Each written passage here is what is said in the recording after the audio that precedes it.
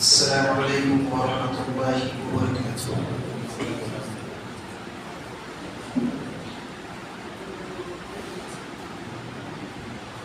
الحمد لله نحمده ونستعينه ونستغفره ونعوذ بالله من شرور أنفسنا ومن سيئات أعمالنا. من يهده الله فلا مضل له ومن يضلل فلا هادي له. وأشهد أن لا إله إلا الله وحده لا شريك له. وأشهد أن محمدا عبده ورسوله. يا أيها الذين آمنوا اتقوا الله حق تقاته ولا تموتن إلا وأنتم مسلمون. يا أيها الناس اتقوا ربكم الذي خلقكم من نفس واحدة وخلق منها زوجها وبث منهما رجالا كثيرا ونساء. واتقوا الله الذي تساءلون به والأرحام إن الله كان عليكم رقيبا. يا أيها الذين آمنوا اتقوا الله وقولوا قولا سديدا يصلح لكم أعمالكم ويغفر لكم ذنوبكم ومن يطع الله ورسوله فقد فاز فوزا عظيما.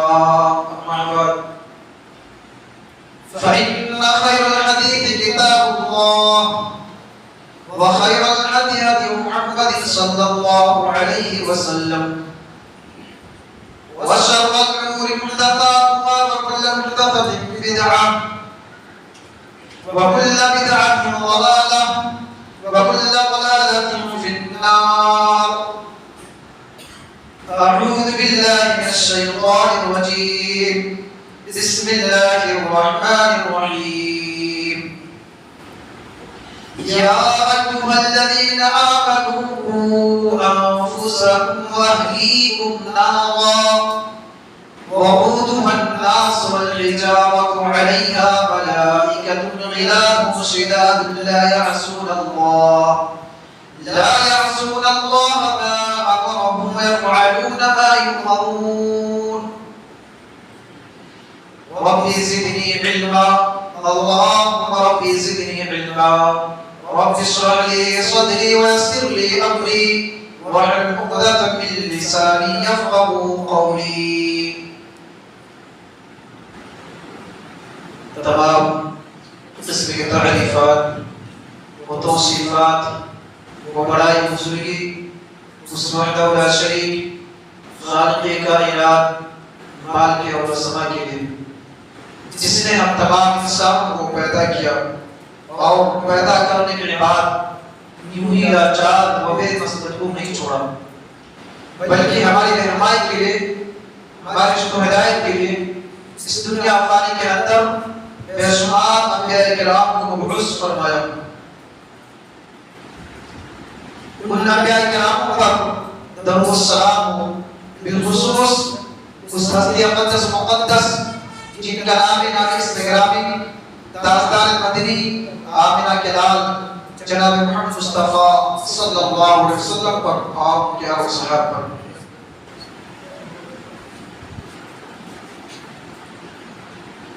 काबिल एहतराम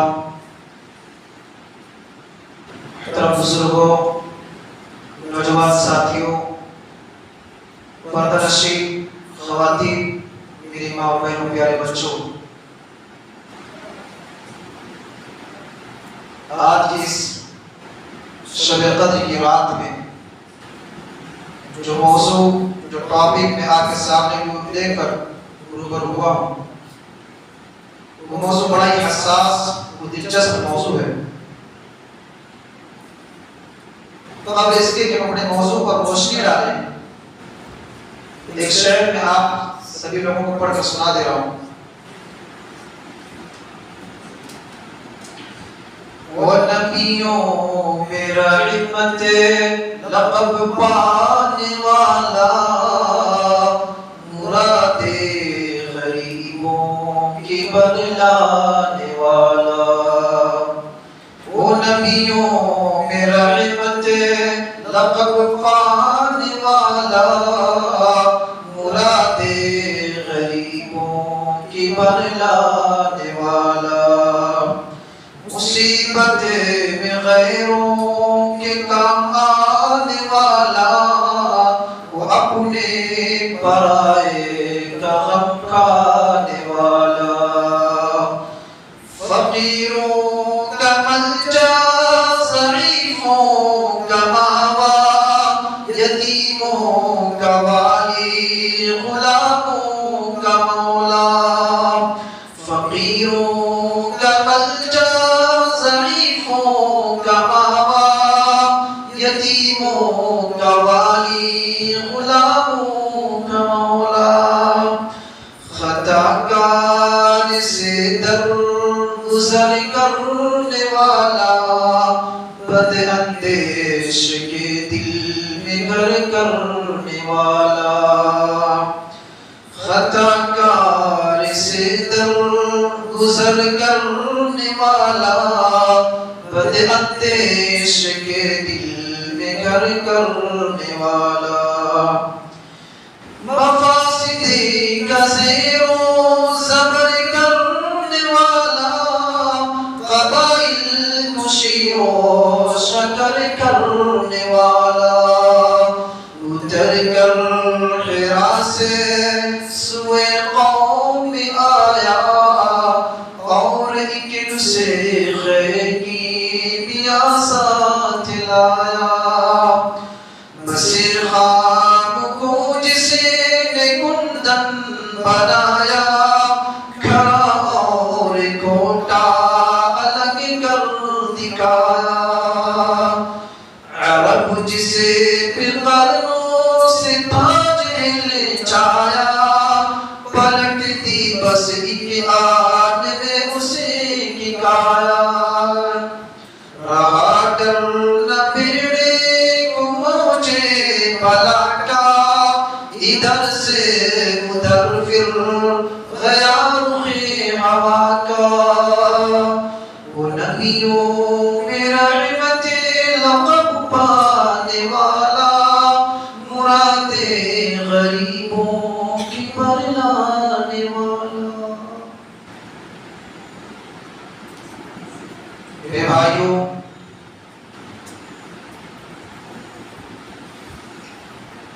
अल्लाह रब्बुल आलमीन ने इस दुनिया के अंदर बहुत सारी ऐसी चीजें बनाई हैं, जिन चीजों के जरिए से आज इस दुनिया की जिंदगी में रौनक है, खूबसूरती है, रोशनी है, नूर है, रंग है। और अगर आज उन चीजों को दुनिया की जिंदगी से निकाल दिया जाए, तो फिर ये दुनिया की जिंदगी की जो रौनक है, जो खूबसूरती है, वो खत्म हो जाएगी, बेरंग हो जाएगी, बेनूर हो जाएगी, बेरोशनी हो जाएगी। उन्हीं चीजों में से एक चीज औलाद। ये औलाद अल्लाह रब्बुल आलमीन की बहुत बड़ी नेमत है, बहुत अजीम नेमत है भाइयों। अगर आप इसका अंदाजा लगाना चाहते हो तो आप उस घर वालों से पूछो जिसके घर में कोई औलाद नहीं है। अगर आप इसका अंदाजा लगाना चाहते हो तो उस बाप से पूछो जो बाप कई साल से तरसता है, जिसके हाथ मचलते हैं, काश एक मासूम सा बच्चा होता, एक औलाद होती, तो आज मैं उसको उसकी उंगलियों को पकड़ करके उसको टहलाता, उसको सैर तफरीह कराता, उसको अपने कंधे पर बैठा करके के साथ खेलता कूदा। अगर आप इसका अंदाजा लगाना चाहते हो तो आप उस माँ से पूछो जो माँ तरसती है, कई सालों से तरसती है, जो चाहती है काश मेरे कोई एक मासूम सा बच्चा होता कितना अच्छा होता। अगर आप इसका अंदाजा लगाना चाहते हो तो आप उस दादा से पूछो, उस घर के दादा से पूछो, उस घर के बाबा से पूछो जो चाहता है कि मेरे घर की आंगन में भी औलाद हो, मेरे घर के आंगन में भी जो पोते और पोतियां मौजूद हो। मेरे भाइयों, ये औलाद अल्लाह कुरान की बहुत बड़ी नेमत है, बहुत बड़ी नेमत है। और इसीलिए अल्लाह कुरान ने इस माल और औलाद को दुनिया की ज़िन्नत करार दिया है। क्या दिया? दुनिया की ज़िन्नत करार दिया है। अल्लाह ताला कुरान मजीद में इरशाद फरमाता है, अल-माल वल बनुन ज़ीनतुल हयातिद दुनिया। ये माल औलाद दुनिया की जिंदगी की ज़ीनत है। अगर तुम्हारी दुनिया की जिंदगी से माल और औलाद को निकाल दिया जाए तो फिर तुम्हारी दुनिया की जिंदगी की जो रौनक है, जो खूबसूरती है, जो रोशनी है, जो चमक दमक है, वो सारी की सारी खत्म हो जाएगी। तुम्हारी दुनिया की जिंदगी जो है इन्हीं औलाद की वजह से, इन्हीं माल की वजह से चमकती है, दमकती है, चमकती है। इन्हीं औलाद की वजह से, इन्हीं माल की वजह से। और मेरे भाइयों, अल्लाह रब्बुल आलमीन सूरह इमरान में 8 चीजों का जिक्र किया है। उन 8 चीजों में दूसरे नंबर पर अल्लाह रब्बुल आलमीन ने औलाद का जिक्र किया है। लेकिन मेरे भाइयों, उन 8 चीजों की मोहब्बत को अल्लाह रब्बुल आलमीन ने इंसान के दिल में मुसज्जद कर दिया है, मुसज्जद कर दिया है। अल्लाह ताला इरशाद फरमाता है, ज़ुय्यिना लिन-नासि हुब्बुश शहवाति मिनन निसाइ वल बनीन वल क़नातीरिल मुक़र्ररति मिनल ज़हबि वल-फ़िद्दति वल ख़ैलिल मुसव्वमति वल अन'आमि वल हर्थ, ज़ालिका मताउल हयातिद दुनिया वल्लाहु इंदहु हुस्नुल मआब। अल्लाह रब्बुल आलमीन ने इंसानों के शहवात की मोहब्बत को मुसज्जद कर दिया है, औरतों की मोहब्बत को मुसज्जद कर दिया है, औलाद की मोहब्बत को मुसज्जद कर दिया है, सोने चांदी की मोहब्बत को मुसज्जद कर दिया है, मवेशी जानवरों की मोहब्बत को मुसज्जद कर दिया है और घोड़ों की मोहब्बत को मुसज्जद कर दिया है। इन सारी चीजों की मोहब्बत को अल्लाह रब्बुल आलमीन ने इंसानों के दिलों में डाल दिया है, रख दिया है भाइयों। और आज इंसान इन सारी चीजों से मोहब्बत नहीं करता है, मोहब्बत करता है, प्यार करता है। इंसान अपनी बीवी से मोहब्बत करता है, इंसान अपनी औलाद से मोहब्बत करता है, इंसान अपने माल जायदाद से मोहब्बत करता है, सोने चांदी से मोहब्बत करता है, मवेशी जानवरों से मोहब्बत करता है, भेड़ियों से मोहब्बत करता है। इन सारी चीजों से इंसान मोहब्बत करता है। इस आयत के करीब में आगे अल्लाह ताला इरशाद फरमाता है, ज़ालिका मताउल हयातिद दुनिया। क्या है कि बंदों, ये सारी की सारी चीजें जो है, ये आर्थिक चीजें हैं, ये आर्थिक सामान है, दुनिया की सामान है, खत्म हो जाने वाली है, वापस नहीं लेने वाली है। ज़ालिका मताउल हयातिद दुनिया वल्लाहु इंदहु हुस्नुल मआब। लेकिन इसका असल ठिकाना, इसका बेहतरीन ठिकाना जो अल्लाह रब्बुल आलमीन के पास है, इसका बेहतरीन ठिकाना अल्लाह रब्बुल आलमीन के पास है। मेरे भाइयों, पता चला कि अल्लाह रब्बुल आलमीन ने दुनिया के अंदर इन सारी चीजों की मोहब्बतों को इंसान के दिलों में रख दिया, मुसज्जद कर दिया। और आज इंसान इन सारी चीजों से मोहब्बत नहीं करता, प्यार नहीं करता। लेकिन मेरे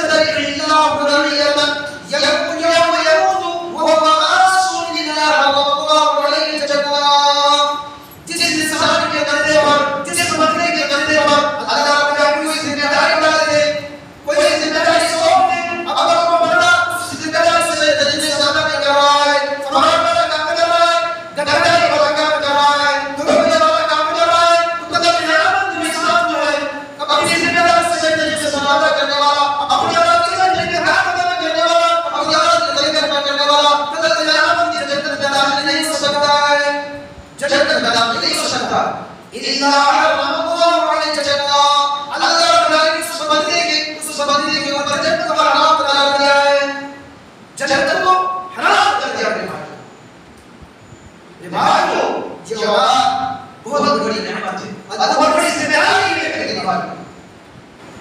अगर आप ये करने वाला, अगर आप अपने बच्चों के हाथ में, अगर आप अपने बच्चों के वरस से वादा क्या है, वादा है आप उस नसीब के साथ में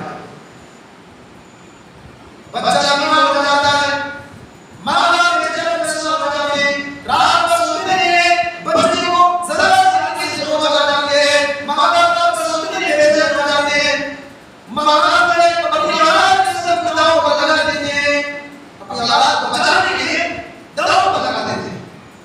लेकिन ये भाइयों, क्या हम आज से तरह से अपनी औलाद से मोहब्बत करते हैं? क्या हम अपनी औलाद की इज्जत से तरबियत करते हैं? अपनी औलाद की तरबियत का पता करते हैं? नहीं नहीं भाई। औलाद जन्नत की तरफ की तरफ जा रही है, बेटी जन्नत की तरफ की तरफ जा रही है, और आप देखें और एक निकाल अगर वो मानते पर कोई वजह है, कोई वजह तो लोग कैसी मोहब्बत करते हैं, अपनी औलाद की कैसी तरबियत करते हैं, अपनी औलाद की कैसी मोहब्बत करते हैं। अगर ये हमारी आवाज जन्नत की तरफ जा रही है, दोस्त की रास्ते की तरफ जा रही है, फिर हमारे मानने पर कोई वजह कोई वजह ना पड़े, फिर हम कैसे मोहब्बत करते हैं आवाज। इसी मोहब्बत को अपनी करते हुए अल्लाह ताला कुरान के अंदर इरशाद फरमाता है 28 का करीब के आयत नंबर 6 अल्लाह ताला इरशाद फरमाता है इसी मोहब्बत को अपनी करते हुए अल्लाह ताला फरमाता या अय्युहल्लज़ीना आमनू क़ू अनफुसकुम व अहलीकुम नारा, ऐ बंदो तुम अपने आप को और अपने घरवालों को जहन्नम की आग से बचाओ, अपने आप को बचाओ, अपनी बीवी को बचाओ, अपने माँ बाप को बचाओ, अपने औलाद को बचाओ, अपने रिश्तेदारों को उस जहन्नम से बचाने का इंतजाम करो। उस जहन्नम से उस आग से बचाओ जो आग दुनिया की आग से ज्यादा खतरनाक है। अभी आपके बैठेगी, मैं आपसे सवाल करता हूँ, क्या अगर आप होटल में बैठ के नाश्ता कर रहे हैं, अगर आप होटल में बैठ के चाय पी रहे हैं, पकौड़े खा रहे हैं, अपने दोस्तों के साथ बैठ के बातचीत कर रहे हैं, गुफ्तगू कर रहे हैं, अपनी आपके मस्जिद में नवाज़ साहब दौड़ने वाले क्या है कि वो नवाज़ साहब और नवाज़ साहब आपके घर में आग लग रही है, आपके घर में आग लग रही है, ये खबर दे रहा है।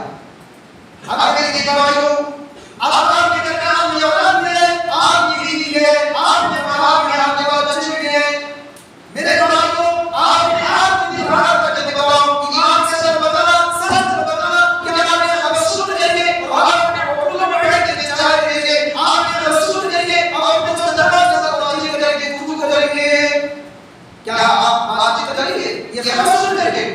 नहीं मेरे दीवारों आप अपने चाय के प्याले को नहीं करेंगे, आप अपने घर की तरफ जाएंगे, अपने परिवार को आप जल्दी से बचाएंगे, अपनी बीवी को बचाने की कोशिश करेंगे, अपने माँ बाप को बचाने की कोशिश करेंगे, अपनी औलाद को बचाने की कोशिश करेंगे, उस आग के जल्दी से करेंगे, अपने घर को बचाने की कोशिश करेंगे। ये भाइयों आज आप अपनी औलाद को उस जहन्नम से बचाने के लिए कितनी कोशिश करते हैं, कितनी मोहब्बत करते हैं, कितनी फिक्र करते हैं। आज दुनिया की आग अगर कोई इंसान जल जाए, कोई इंसान जल के फंस जाए, मैं यकीन के साथ कहता हूँ उस इंसान की जली बॉडी को, उस इंसान की जली जिस्म को कमजोर दिल का आदमी नहीं दे सकता है, कमजोर दिल का आदमी नहीं दे पाएगा। अगर देखेगा तो फौरन बेहोश हो जाएगा। और ये कि दुनिया में आज से जहन्नम की आग की खतरनाक और आप अंदर से अंदर बड़ा ज्यादा खतरनाक होती है। आज आप घर से जब बाहर निकलना होता है, मार्केट की तरफ जाना होता है, बाजार की तरफ जाना होता है, तो हम देखते हैं कि बहुत ही ज्यादा धूप है, बहुत शदीद धूप है, बहुत ज्यादा धूप है। हम इस धूप से लड़ने में कैसे बाहर जाएंगे, कैसे मार्केट की तरफ जाएंगे, कैसे बाजार की तरफ जाएंगे? मेरे भाइयों हम हमारे क्या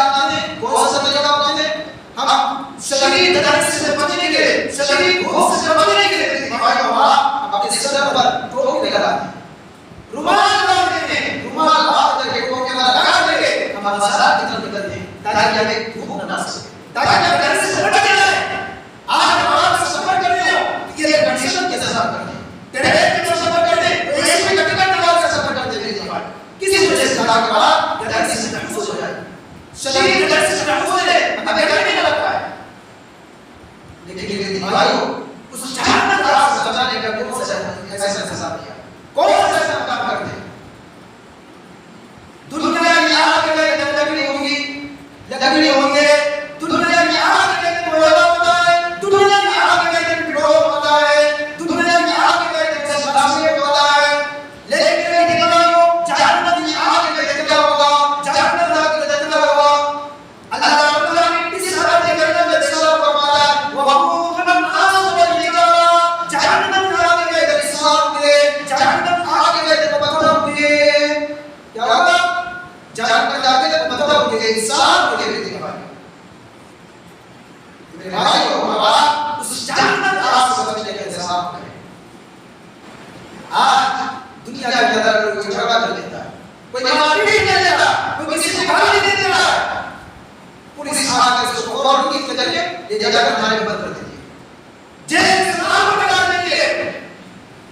आज इंसान जुर्म में करा, आज इंसान जेल में डाल दिया जाता है, और जब अदालत को जब फैसला हो जाता है तो लोग उस अदालत में जो जज ने, जो वकीलों को, जजों को रिश्वत देते थे, सूद देते थे, पैसे देते थे, मानवता को खर्च करके अपने हाथ में रिश्वत डाल देते थे। ये दुनिया के अंदर होता है, अदालत में कोर्ट कचहरी में होता है। लेकिन भाइयों कल क़यामत के दिन जो जहन्नम के नाम होंगे, जो रज़ामत करते हैं हमारे लिए, वहां ये नहीं चलेगा।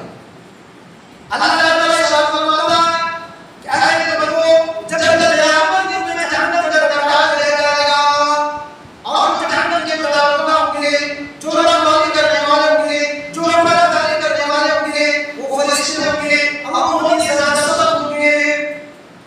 ऐसे लोगों कल क़यामत के दिन वो फरिश्ते बड़े किसी से कोई रिश्वत नहीं लेंगे, किसी से कोई फैसला नहीं लेंगे, किसी से कोई सूद नहीं लेंगे, वो किसी के साथ कोई हरकत नहीं करेंगे, कोई नरमी नहीं करेंगे। वो यफ़अलून मा यु'मरून, वो वही काम करेंगे जो अल्लाह ताला ने हुक्म देगा, अल्लाह ताला ने हुक्म दे दिया है, अल्लाह ताला ने कहा कि तो वही काम करेंगे। किसी के साथ कोई इंसाफ नहीं करेंगे, किसी के साथ कोई नरमी कोई हरकत नहीं करेंगे। वहां आप रिश्वत दे करके, सूद दे करके, पैसे वगैरह दे करके अपने आप को नहीं बचा सकते, नहीं बचा पाएंगे। इस आयत में कहने का मतलब ये चीज और करने की है।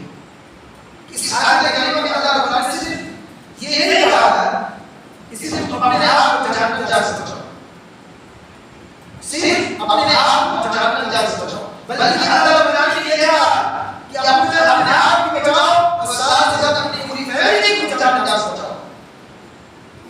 आप तो कहते हैं मैं नमाज पढ़ता हूं, मेरी नमाज बड़ी ज्यादा पढ़े, मैं सलात में चल रहा हूं, मैं दीन के रास्ते पर चल रहा हूं, मेरी औलाद जहन्नम के रास्ते पर चल रहा है, उससे मुझे कोई मतलब नहीं है, मैं तो सही हूं, नहीं मेरी नमाज से काम चलने वाला नहीं है।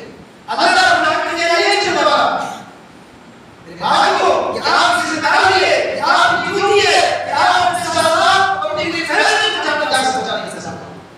अगर आप नमाज पढ़ते हैं तो आपकी औलाद नमाज नहीं पढ़ते, आप अपनी बीवी को नमाज नहीं पढ़ते, आप अपने हमसाय करने की कोशिश करते हैं। भाई ये आपकी जिम्मेदारी है, ये आपकी ड्यूटी है। अगर आप इस जिम्मेदारी से नहीं अदा करेंगे, नहीं पढ़ाएंगे तो कल क़यामत के दिन इस सब चीजों के बाद सवाल किया जाएगा, पूछा जाएगा। मेरे भाइयों आज हम आप अपनी औलाद के उस जहन्नम की आग से बचाने के लिए कौन सा इंतजाम किए, कौन सा ऐसा काम करते हैं? आज हमें अपनी औलाद के लिए फिक्र रहिए। इस दुनिया के अंदर परेशान रहते हैं, मुश्किल में पता है दर्द के तकलीफ में बर्दाश्त करते हैं, किस वजह से? ताकि हमारी औलाद हमारे मरने के बाद हमारी औलाद जैसे सुकून के साथ जिंदगी गुजारे, हमारी औलाद के पास रहने से जगह हो, खाने पीने का इंतजाम हो हमारे मरने के बाद। ये हर हमारे हर माँ बाप की फिक्र होती है, ये सोच होती है मेरे भाई, और होनी भी चाहिए। लेकिन मेरे भाइयों 60 साल की जिंदगी के लिए, 50 साल की जिंदगी के लिए, 70 साल की जिंदगी के लिए, 40 साल की जिंदगी के लिए हम अपनी औलाद की मुस्तकबिल संभालने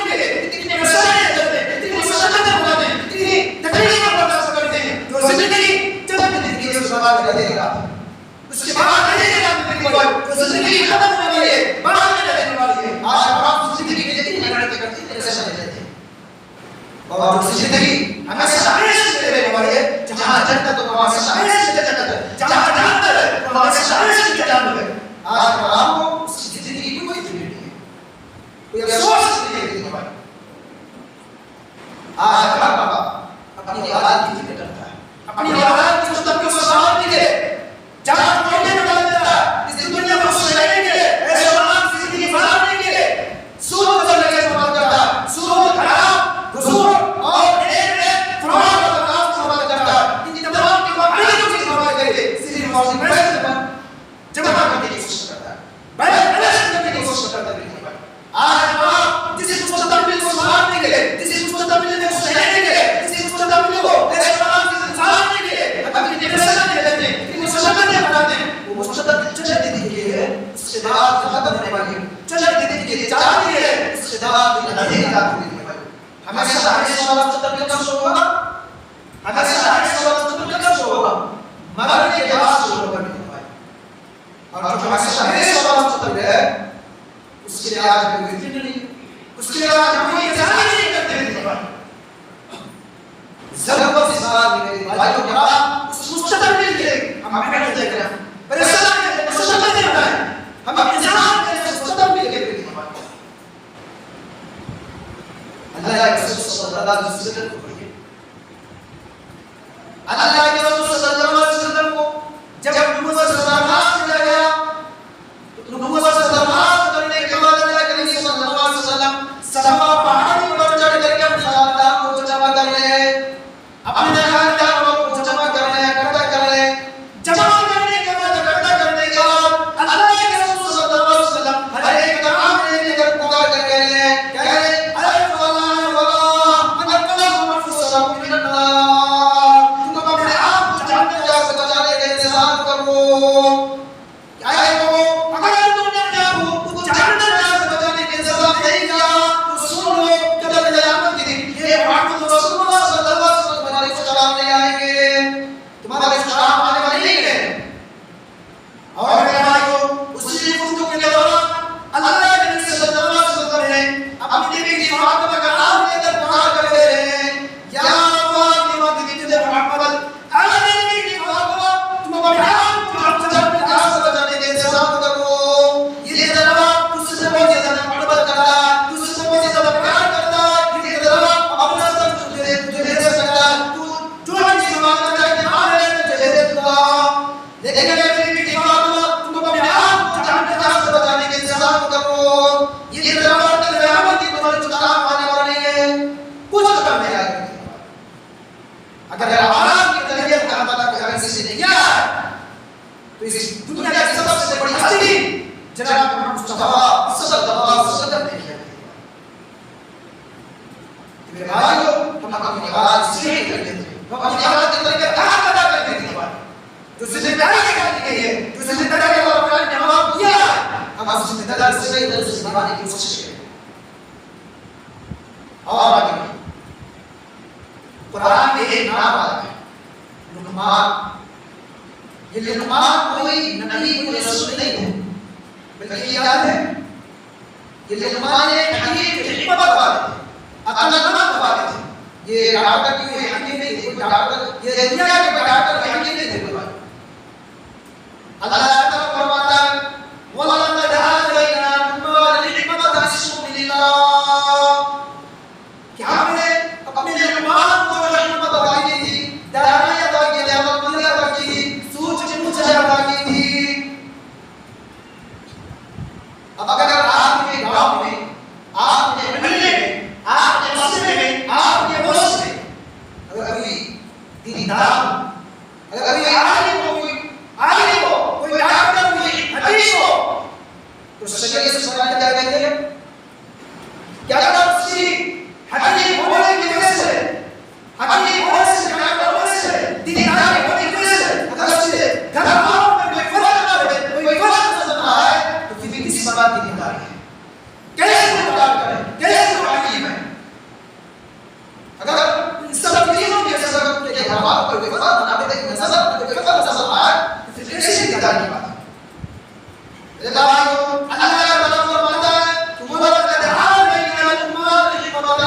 अल्हम्दुलिल्लाह क्या हमने नमाज को हिम्मत अता की थी, दाना अता की थी और हमने नमाज सिखा दिया नमाज तो अपने रब का शुक्रिया अदा कर, अपने रब का शुक्रिया अदा कर। अल्लाह रब्बुल आलमीन लुकमान अलैहिस्सलाम ने सबको कोशिश करा इस सूरत में देखिएगा। अगर आप इस बारे में पता चाहते हैं तो आप जाइएगा, ये 21वां पारा है, ये सूरह लुकमान की नाम से सूरत है। आप इस सूरत को खोल करके पढ़ सकते हैं, इसका तर्जुमा इसका तफसीर होगा, देख सकते हैं, पढ़ सकते हैं।